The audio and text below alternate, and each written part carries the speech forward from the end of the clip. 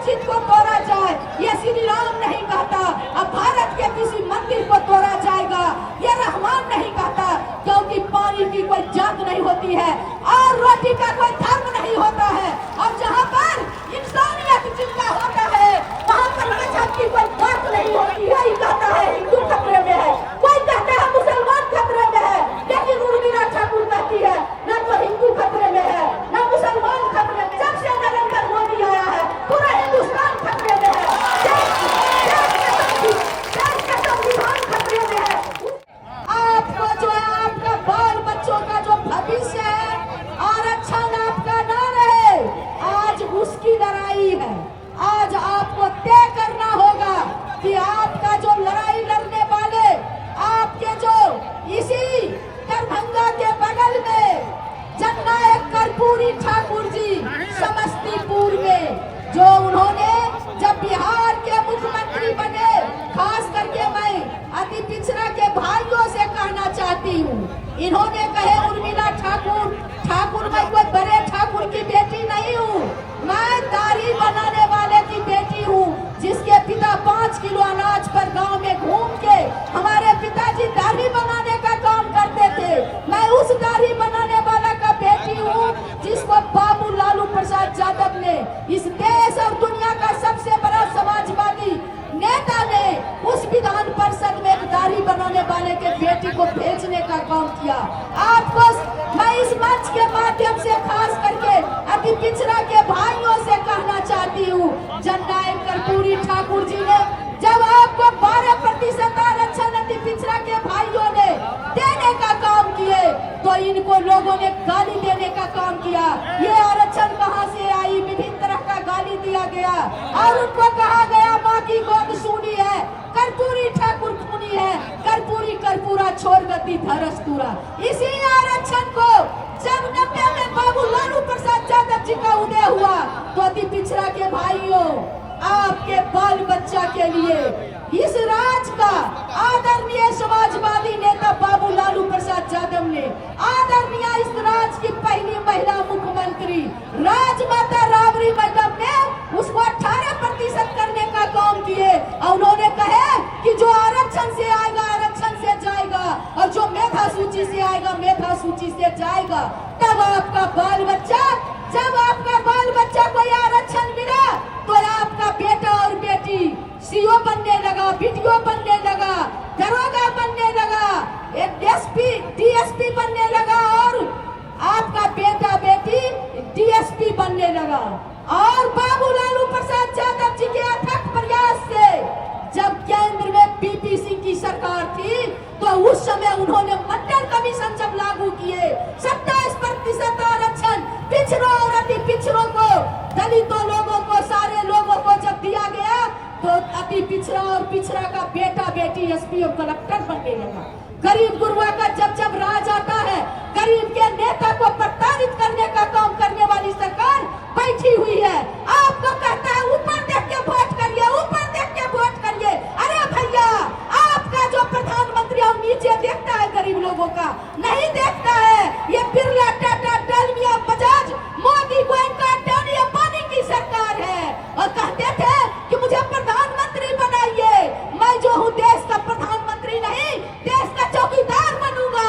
और ये ऐसा चौकीदार बना जो कहा 15-15 लाख प्रत्येक भारतीयों को देंगे और नोटबंदी करके सारे गरीबों का रुपया इकट्ठा करके इस चौकीदार के नाक के नीचे से विजय माल्या, मेहर अली चौकसी, ललित मोदी, नीरव मोदी जैसे लोग सारे रुपया को लेके भाग गया।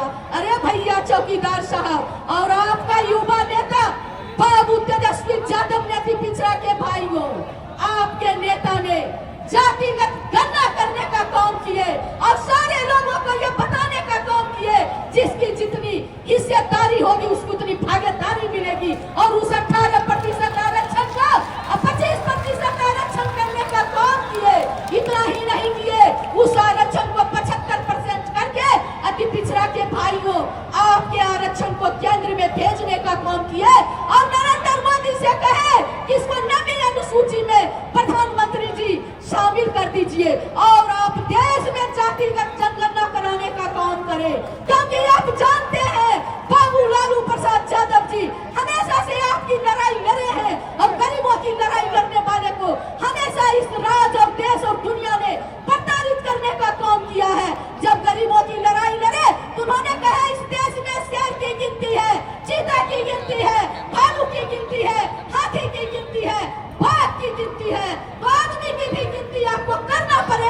कि कौन लोग मंदिर के आगे कटोरा लेकर बैठा हुआ है, भीख मांग रहा है। कौन लोग है जो 10-10 सदस्य एक घर में रहने पे मजबूर है। कौन लोग है जिसके सर के ऊपर लाखों लाख लोग को सर के ऊपर छत नहीं है। ये आप जब तक नहीं बनाइएगा तो 1931 में अंग्रेजों ने जातिगत जनगणना किया, उसी आधार पर आप बजट बनाते रहेंगे तो गरीब गुरबा तक लाभ नहीं पहुंचेगा। और आपको याद होगी जब यूपीए गवर्नमेंट सेकेंड का यूपीए 2 की गवर्नमेंट थी तो जातिगत जनगणना हुआ, तब तक में सरकार चली गई और नरेंद्र मोदी ने आपके उस ताकत को ठंडे बस्ते में डालने का काम किया। बाबू तेजस्वी यादव जी ने इतने 17 साल मतलब 17 महीनों में कहे थे 20 में कि जनता मालिक आप हमें आशीर्वाद देंगे तो मैं जो है 10 लाख युवाओं को अस्थायी नौकरी देने का काम करेंगे। हमारे आदरणीय नेता, आपका युवा नेता, आपका युवा भाई, आपका युवा बेटा आपका जो कहे सो करके पुराए और 17 महीनों में 5 लाख नौकरी देने का काम किए। उन्होंने जो है आपको सिर्फ इतना ही नहीं किए, आप देखे कि देश और दुनिया में परचम लहराने वाली पहलवान लड़की के नरेंद्र मोदी के संसद ने यौन शोषण किया और उनको बचाने का काम किया। और एक तरफ युवा तेजस्वी ने उस खिलाड़ी को कहे मेडल लाओ और नौकरी पाओ, हजारों हजार युवा को नौकरी देने का काम किए। आपको हमेशा आपके नेता चिंतित रहते हैं तेजस्वी यादव जी कि बिहार कैसे नंबर 1 होगा, बिहार को कैसे सारे सुख सुविधा से लैस होगा, कैसे रोजगार और मिलेगा, पलायन रुकेगा। क्योंकि देश में जितना बेरोजगारी है, हमारे आदरणीय नेता चिंतित रहते हैं कि ये कैंसर के तरह जो है बेरोजगारी है, जितना देश में है उसका 47.6 सिर्फ और सिर्फ बिहार में बेरोजगारी है। इसलिए आपके नेता ने कहे हैं कि यूपीए सेकेंड के गवर्नमेंट में जो आपको अनाज दिया गया था उसको आज नरेंद्र मोदी झोला में भर भर के घूम रहे हैं। इसलिए भाइयों बहनों उस गलतफहमी में नहीं आना है। और आपके नेता ने बाबू तेजस्वी यादव ने जो ऐलान किए हैं कि अगर हमारी इंडिया गठबंधन के आपके आशीर्वाद से सरकार बनती है तो 1 करोड़ युवाओं को इस देश में नौकरी दिया जाएगा। इन्होंने ठगने का काम किया नरेंद्र मोदी जी कि बिहार के लोगों ने नरेंद्र मोदी जी, मैं इस चुनावी मंच से आपको कहना चाहती हूँ कि आप हमेशा गाय गंगा और गंगा की बात करते हैं, मंदिर मस्जिद की बात करते हैं, कब्रिस्तान और स्मशान की बात करते हैं, हमेशा मन की बात करते हैं। कभी कभी दिमाग से भी बात किया करिए, जनता की भी बात किया करिए, बेरोजगारी की बात किया करिए, आप जो है महंगाई की बात किया करिए, आप जो है लोगों के जो किसान की बात किया कीजिए। ये नहीं करेंगे, ये चाहते हैं अंधेरा कायम रहे। और आपके नेता बाबू तेजस्वी यादव जी हमेशा आपके लिए चिंतित रहते हैं, हमेशा आपसे बात करना चाहते हैं। क्योंकि भारत के किसी मस्जिद को तोड़ा जाए ये श्री राम नहीं कहता, अब भारत के किसी मंदिर को तोड़ा जाएगा ये रहमान नहीं कहता। क्योंकि पानी की कोई जात नहीं होती है और रोटी का कोई धर्म नहीं होता है। और जहाँ पर इंसानियत जिंदा होता है वहाँ पर मजहब की कोई बात नहीं होती है। कोई कहता है हिंदू खतरे में है, कोई कहता है मुसलमान खतरे में है, लेकिन उर्मिला ठाकुर कहती है न तो हिंदू खतरे में है न मुसलमान खतरे में है। जब से नरेंद्र मोदी आया है पूरा हिंदुस्तान खतरे में है, देश का संविधान खतरे में है। उस खतरे से बचाने के लिए सारे भाइयों को जाति बिरादर, आप जानिए कि हमारे आदरणीय नेता ने कोई जाति पूछ के वैकेंसी दिए थे क्या? कोई आपको जो है हमारे आदरणीय नेता ये देखे थे कि किन जाति की कितना?